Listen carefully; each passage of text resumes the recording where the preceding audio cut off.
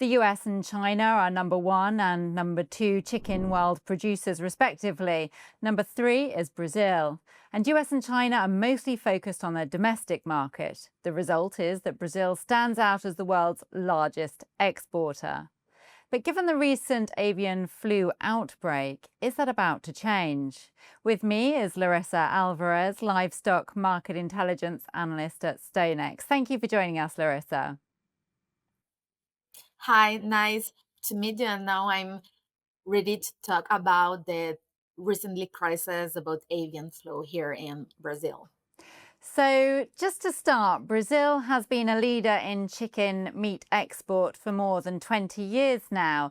Tell me more about its position. That's right.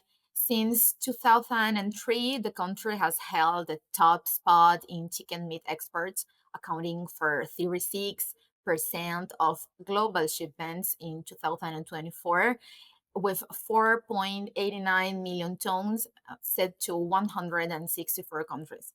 This leadership is largely driven by Brazil's southern region, especially the states of Paraná, Santa Catarina, and Rio Grande do Sul, which together handle 78% of total exports.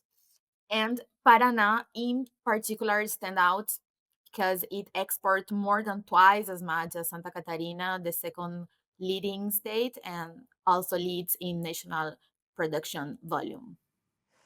And on the 16th of May, the Brazilian Ministry of Agriculture signalled the first ever case of avian flu in the municipalidad of Montenegro, located in the state of Rio Grande do Sul. Could this impact exports? Well, Brazil's chicken exports follow a well defined seasonal pattern with volumes traditionally concentrated in the first half of the year, especially between March and July. And the end of the first quarter is typically the peak moment for international shipments. Now, this pattern is under pressure due to the recent export suspensions affecting exactly the most strategic months for international shipments. How much this disrupts our seasonal rhythm depends on how effectively the avian flu outbreak is contained, especially if the government can manage to confine the impact to the affected state. If that happens, Brazil's traditional export calendar might remain intact, but if not, we could see shipments being pushed into the second half of the year. And we already seeing signs of this shift because recent data from the Foreign Trade Secretariat show that export activity declined in the last 2 weeks of May. So, as a result, total exports for May 2025 fell 14% below to the same period in May 2024. And on top of that, when it comes to export destinations, there's a key distinction worth highlighting. While China accounts for more than half of Brazilians' beef exports, it represents just 11% of chicken exports. So, chicken exports are far more diversified. Altogether, half of Brazil's chicken exports are distributed among 7 countries, and this broader distribution for chicken means we're dealing with more markets, more variables, and more regional dynamics, making the outlook much more complex and more moving parts when forecasting what comes next. And also, let's not forget that 63% of production is consumed in the domestic market. Are people reluctant to consume? Is there an impact on supply and demand or a consequence on price? That's a really good point. We often talk about Brazil's export power, but we can't overlook the size of its internal market. With a population of over 200 million people, Brazil has a massive base of domestic consumption, which is a key strategic asset. Even though Brazil is the world's leading chicken meat exporter, internal demand remains strong and essential to national food security. More than half of all the chicken produced here is actually consumed within the country. And now, when export bans or restrictions are imposed, more meat ends up staying in the domestic market. So that additionally supply creates downward pressure on prices, often leading to a deflationary effect. And that's what's happening in Brazil today. There's no sign of a supply shortage, and in fact, prices are falling, which tell us that the market is well supplied and consumers continue to have stable access to chicken.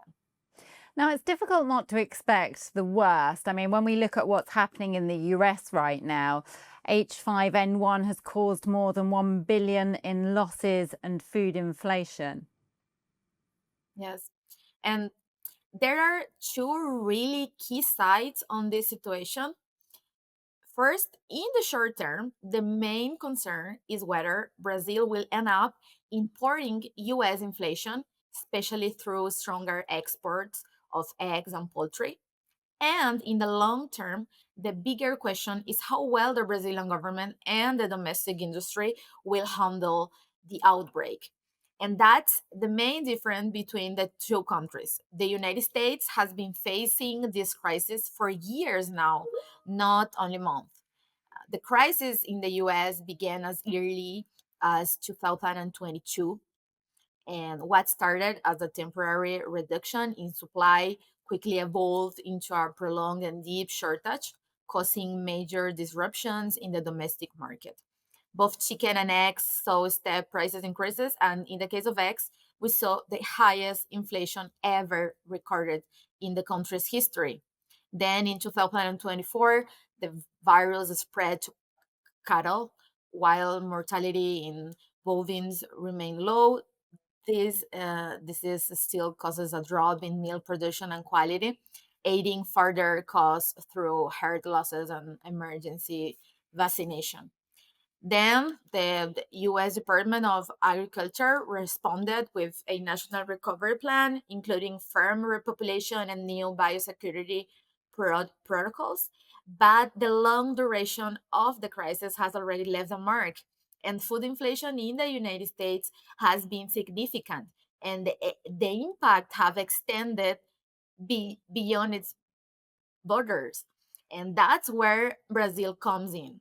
With the US struggling to meet internal demand, imports have surged. So, Brazilian eggs exports rose, yes, but this also reduced supply at home. So, we're now seeing a case of exported inflation where part of the US price pressure is being transmitted into the Brazilian market. But at the end of the day, it's still early to say or measure how much this will actually affect the Brazilian market, because if the crisis is controlled, exports could recover the usual flow in the coming months. Excellent. Well, thank you very much for your analysis, Larissa. It's a pleasure to talk to you. Okay, bye. For more videos like this, please do like and subscribe.